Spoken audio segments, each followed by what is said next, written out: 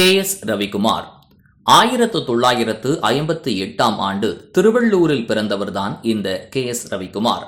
குறுகிய காலத்துக்குள் குறைந்த பட்ஜெட்டில் படங்களை வெற்றி படங்களாக மாற்றி தயாரிப்பாளருக்கு நல்ல லாபத்தை பெற்றுத் தருவதில் இவருக்கு இணை இவரே. இயக்குனர் விக்ரமன் அவர்களிடம்தான் இவரின் திரை பயணம் துவங்கியது.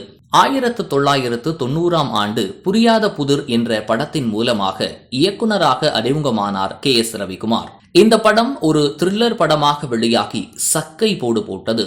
குறுகிய பொருட்செலவில் தரமான படத்தை கொடுத்து அசத்தினார்.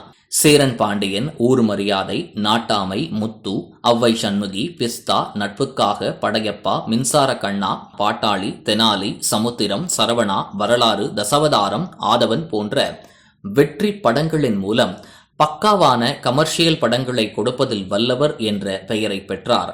சரத்குமார், கமல், ரஜினி, அஜித் என இவர்கள் அனைவரோடும் கே.எஸ். ரவிக்குமார் பல படங்களை இயக்கியுள்ளார்.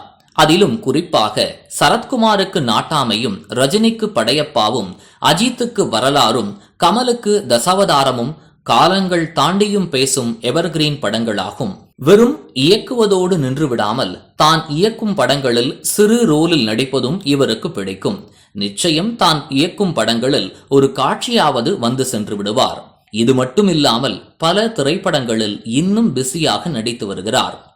தமது எண்ணற்ற படைப்புகளின் மூலம் பலரின் இதயங்களை கொள்ளை கொண்ட இயக்குனர் கே.எஸ். ரவிக்குமார் அவர்களுக்கு ஜெம் தொலைக்காட்சி சார்பாக பிறந்தநாள் வாழ்த்துக்களை கூறிக்கொள்வதில் பெருமிதம் அடைகிறோம்.